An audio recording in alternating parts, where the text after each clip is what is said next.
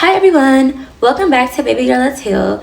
It's actually been such a long time since I talked to you guys, so I'm so happy you guys are here. Baby Girl Let's Heal is a space that's devoted to all things healing and all things self-love. And today we're going to be diving into a topic that nearly affects all of us at some point. That topic is procrastination. Now I know what you guys are thinking. It's like, what does procrastination have to do with healing? What does procrastination have to do with self-love? But honestly, the highest form of self-love is showing up for yourself, achieving your goals, making sure you're getting to that next level, not neglecting your desires, right? And so procrastination could really get in the way of unlocking that next level of ourselves and postponing our goals. Whether it's delaying a work project, putting off a workout, or avoiding a tough conversation, procrastination is something that we all experience. But why do we procrastinate?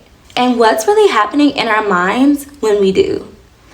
Let's explore the psychology behind procrastination. First things first, what is procrastination? Procrastination is delaying or putting off tasks. It's not just about poor time management or laziness. Procrastination is actually a psychological phenomenon. To understand why we procrastinate, we have to explore some of the key psychological theories and factors involved.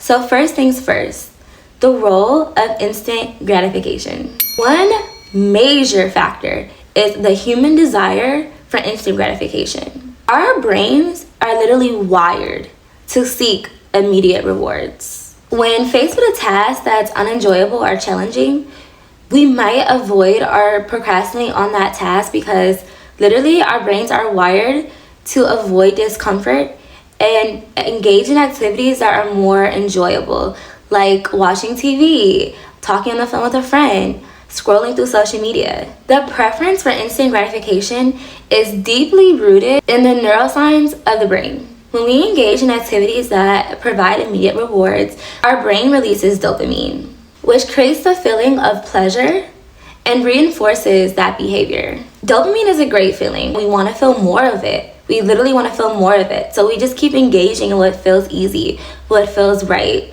what brings us pleasure. And the brain's reward pathway and reward system, particularly the mesolimbic and the dopamine system, is activated when we experience those pleasures and those rewards. However, we do have somebody that could potentially save us, and it is our prefrontal cortex. Shout out to the prefrontal cortex. You know how they say your prefrontal cortex isn't fully developed until we're 25? And once you hit 25, you just start looking at the world completely different. And you start to realize no one's coming to save you. That's honestly, I feel like I knew that. But when I hit 25, and I'm a fresh 25, you guys, I turned 25 in June. So it's been 3 months of me having my prefrontal cortex fully activated and developed. And I'm just oh, nobody literally is coming to save me. I need to get on my Zoom. I need to get on my Zoom, handle business. Call me Mrs. Stand on Business, handle business, because if you don't handle business, you're never going to achieve your goals.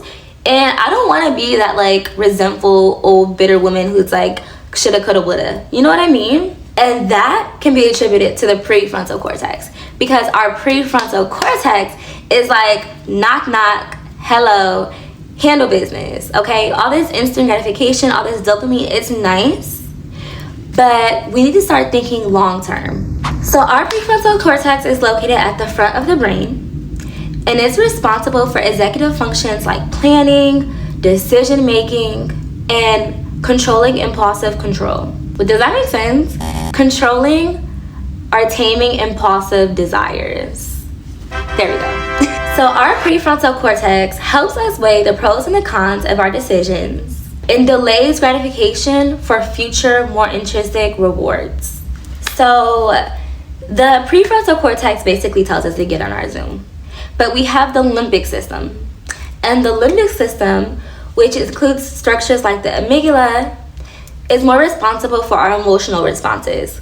So you know how earlier I said the dopamine neurotransmitter is something that our brains literally crave and is responsible for programming our behaviors? Our limbic system is telling us we need more of that dopamine. Do whatever activity that brings you joy because we're craving it. And yeah, we need more of it. The amygdala is like a fiend. It's a fiend for dopamine. It's literally like a fiend. The amygdala is on a pursuit for pleasure, girl. The limbic system is on a pursuit, girl. It's on a pursuit for pleasure, literally. And the limbic system can override the more rational, long-term thinking of the prefrontal cortex, especially in moments of stress or temptation. Another reason why we procrastinate can be attributed to the concept of temporal discounting. So what is temporal discounting? Temporal discounting refers to the tendency to value rewards that are set in the future compared to immediate results. The brain places a higher value on immediate rewards due to its ability to activate our reward center more directly and more intensely. So again, it's like a fiend. It's like, I want to feel pleasure. I want to feel dopamine.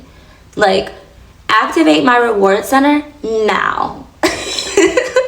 Honestly, we can't be mad at the limbic system because from an evolutionary perspective, seeking immediate rewards were advantageous for survival. It often meant like obtaining resources immediately and avoiding danger promptly. Because when we think about the environment that our ancestors were living in, if they didn't eat immediately right then and there, they might not know where the next meal may come from. If they didn't avoid a predator immediately, they could literally lose their life. Like, we're programmed this way for survival. But as we're evolving and society evolves around us, the need for immediate rewards isn't as pressing as it once was. So it's like we're kind of operating on a software that is outdated. And after a while, if you see like you continually are constantly seeking a reward, you're constantly trying to activate your reward system, you constantly need that dopamine, you're starting to fall victim of the neuroplasticity of habit formation. At this point, it's becoming a habit. So not only is it a psychological drive, it is also now a habit. And we know how dangerous habits are. We also know how powerful habits can be. But we have to be forming the right habits. But if you're constantly delaying future tasks and efforts to receive instant gratification, it's getting to a point where this habit is not serving us. We are literally reinforcing neural pathways associated with the behavior of procrastination. And over time, these neural pathways become stronger and more engraved into our brain. And the stronger a neural pathway gets, the harder it gets to resist the urge for instant rewards. And it increases the likelihood of habitual procrastination. Sometimes it'll also be trying to fight against deeper psychological issues. So let's get into that. 1, you have the fear of inadequacy. Individuals who fear failure often worry about not meeting their own expectations. This fear can make the task seem more daunting, leading them to delay starting or completing the task at all because they're trying to avoid confronting the possibility of failure. But in the midst of that, if you never start, you already failed. You can't win if you play, you can't win if you don't play. Then you have your perfectionist. This used to be me. Like, I would produce content and then I would look back on it and I would be like, I was like, okay, I don't like it. I'm not posting that. That's not eating. Like, I'm not posting that. I'm not showcasing this. I need to have best face forward. I actually just did that. So like, maybe, I don't know, a couple weeks ago, I had posted a video on my YouTube channel. I didn't promote it at all, like on my TikTok or my Instagram, because I was just like, I don't like this. Like, it wasn't to my standards. And with perfectionists, they could tend to procrastinate because they want their work to be flawless. And we know how detrimental that could be because nothing is ever perfect. It literally just isn't. That pressure to achieve perfection is overwhelming, and it often leads to delays. Additionally, perfectionists can also be waiting on the perfect time to start. And again, there's never a perfect time to do anything. So again, perfectionists, it's not serving us. It's literally just not serving us. The conditions will never be the most ideal. They won't be the most perfect. You just have to start. And you have to accept your work. Remember, progress, perfection. T. Now, we went over the fear of failure. We went over the perfectionist. Let's talk about our performance anxiety girlies. The anxiety surrounding potential failure, our people seeing and judging their work, can create a heightened sense of stress. And we already talked about it. The prefrontal cortex is like, okay, we can manage stress. Let's attack stress. Let's meet stress face to face and work this out. But the limbic system is like, oh no, I don't have time. The limbic system is like a queen on her throne that's just like lavishing in her gold and you're feeding her fruit. And she's like, stress? I'm not getting stressed out for nothing or no one. And so when we're anxious over intangible things and we're starting to experience stress, naturally our brain is just like, oh yeah, no, I'm avoiding that task too. Like, I'm procrastinating. Like, I'm not getting this done. No, I'm too stressed out. And honestly, it becomes very paralyzing. Like, stress is very paralyzing and we avoid altogether. Like, no, I'm not doing that. This is another underlining but interesting one, and it's protecting your self-image. I know you're just like, wait, how does that, like, where's the interplay between that? But hear me out. Procrastination can serve as a defensive mechanism to protect your self-esteem. By delaying tasks, individuals could avoid directly confronting the possibility of failure, and in essence is also impacting their self-image and protecting their self-image. Because if you have a self-image where it's like, I could do anything, la la la la, and then you try to perform a task and it doesn't go well, it's damaging to the ego. It's like, oh wait, hold on, I guess I can't. It's humbling. It's like, hold on, this is affecting my self-image. I thought I could do this, but I can't. So sometimes we just avoid things altogether to avoid the risk of failing and damaging our self-worth, our self-concept. It kind of goes hand in hand with the fear of failure. Like, I don't want to fail, and I also don't want to damage my self-image. So I'm just not going to do it, period. Procrastinating. The task is never getting done, Bookie. And then we have our cognitive dissonance, the justification for the delay. Because one thing about it, procrastinators are always going to have a reason. It's not like it's just like, oh, I didn't do it, oh well. Procrastinators are rationalizing their delay. And sometimes you hear them say like, oh, I work better under pressure. I just need more time to prepare. Like, what? This rationalization, it provides temporary relief, and we're basically avoiding the stress associated with the task. And we're just like, I work better under pressure. I don't know if that's true. Okay. Then we have the perceived lack of control. T. The fear of failure. I should have put this all under the fear of failure, you guys, because it's always going back to the fear of failure.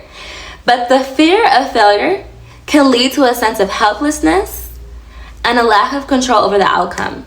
So when you're a control freak and you don't really know how to approach a task because it feels challenging or uncertain, we could avoid this too. We're just like, okay, no, I like to remain in control, so I'm gonna just do what I know how to do. And then lastly, we have the psychological implications of decision fatigue and overwhelm.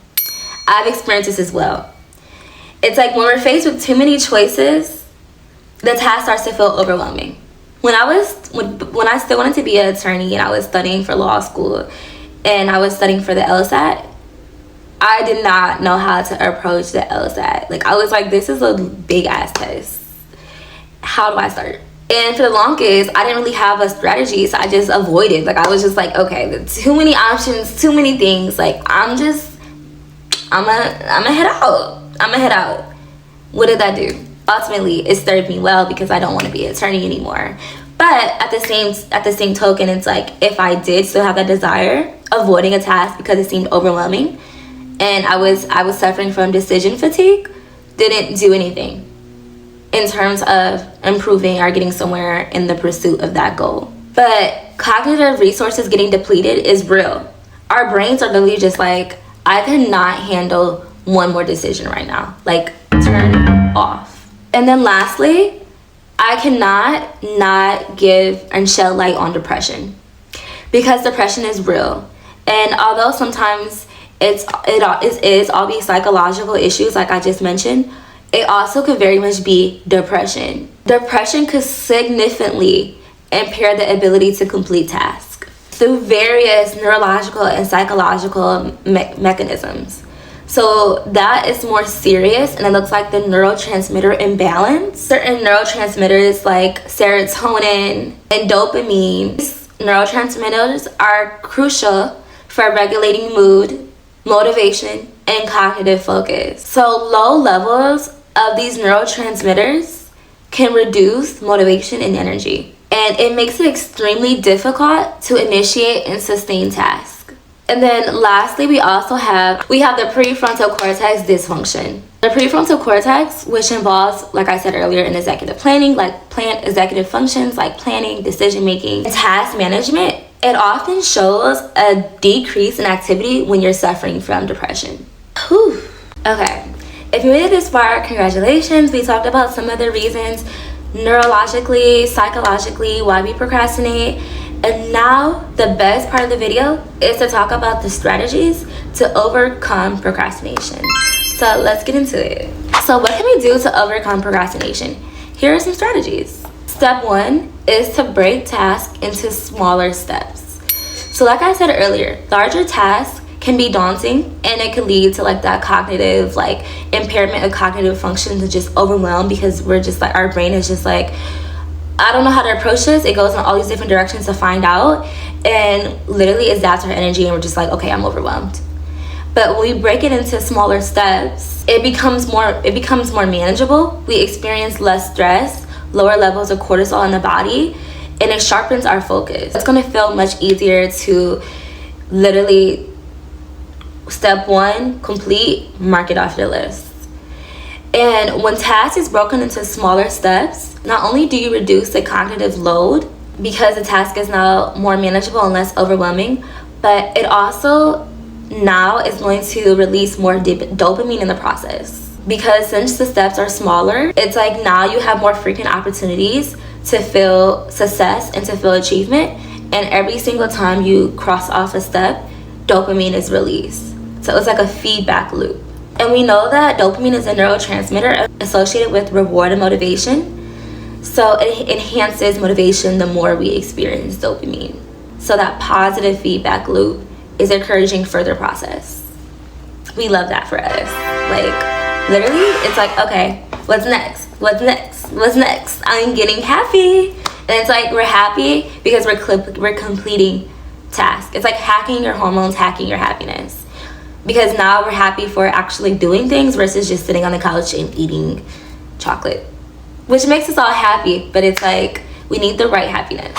So when we break the task into smaller steps, it requires less sustained attention, allows us to improve our focus, and reduces the chances of us getting distracted, because our prefrontal cortex is like, step 1, super easy, let's just get it done. Now here's another hack for avoiding procrastination, and it is setting clear goals and deadlines.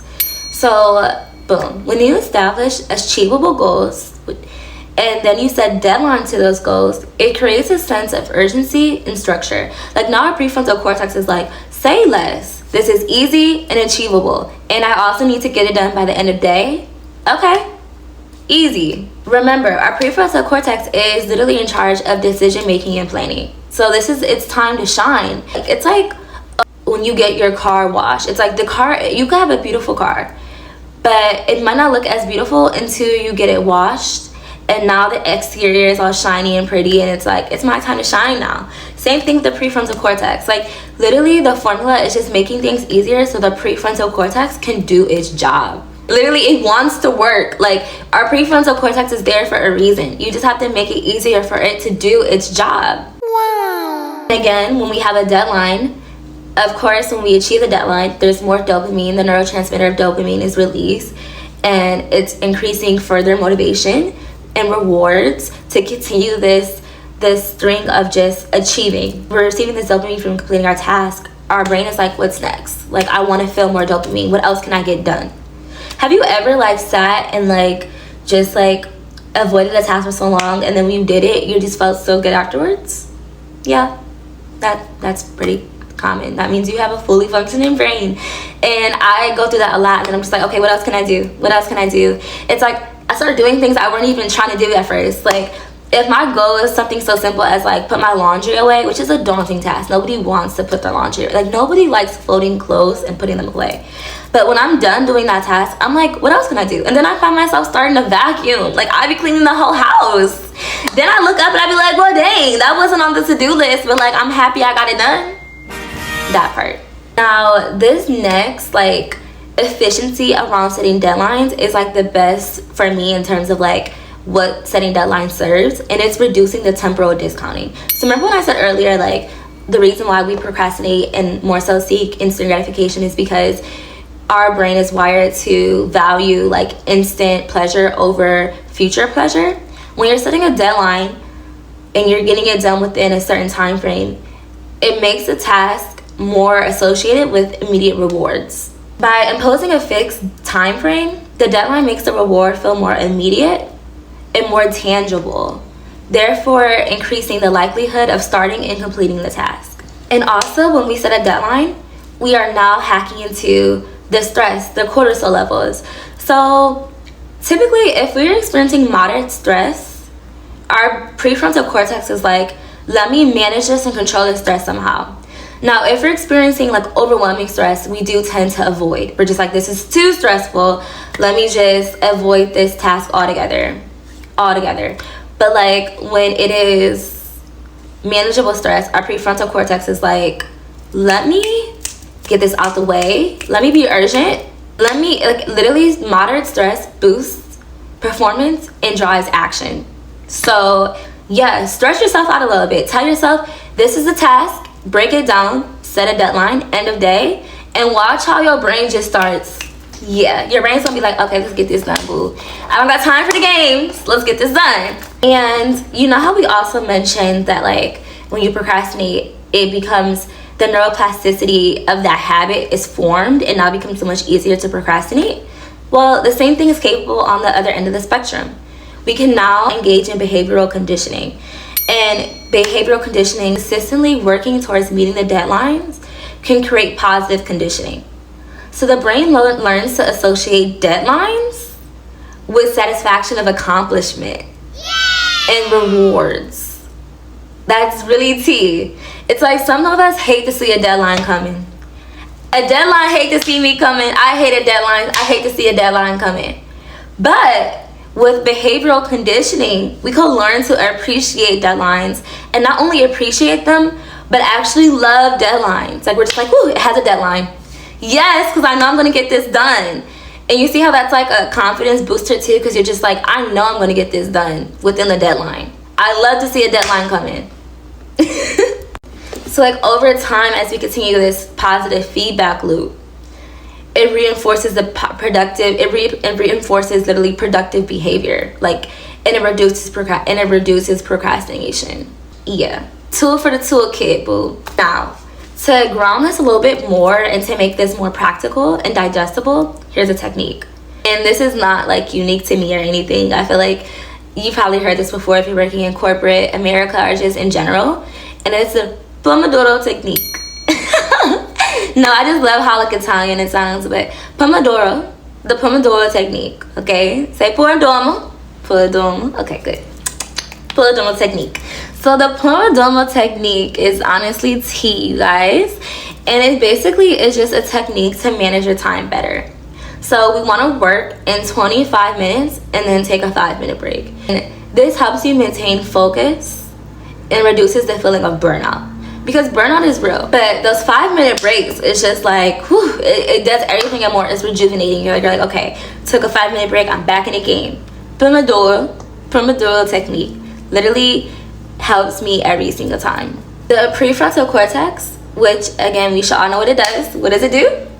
It manages executive function. It benefits from that 25 minutes of concentrated interval and then the 5-minute short burst break. Now, each completed Pomodoro session, because typically you do them in intervals, so each completed Pomodoro session can also work to hack the dopamine. It creates the series of small frequent rewards. Like, when's my next 5-minute break? I'm doing the session, I'm looking forward to a break. I give the break, dopamine's released, it's a reward, back into the session. So that kind of hacks the neurotransmitter of dopamine as well. And that positive loop is enhancing the motivating factors to get the work done. The Pomodoro technique, it provides a clear structure for the time, which helps combat the bias of the temporal discounting. So again, it's like the tendency to prefer smaller immediate rewards over larger long-term goals is combated by this technique, because now it makes it easier to focus on an immediate goal.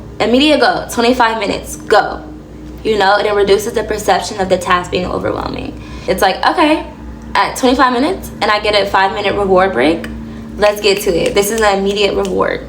Okay, so that's all I have today on the topic of the psychology behind procrastination, how to overcome procrastination. I really hope this video helps you in the goals you're trying to pursue and the work you're trying to get done. I hope you have a productive week implementing breaking tasks down, identifying deadlines, and using the Pomodoro technique. I hope you're experiencing a lot of dopamine in the process. I love you guys. Thank you for tuning in to this dose of self-love, self-improvement, and I can't wait to talk to you guys soon. Bye.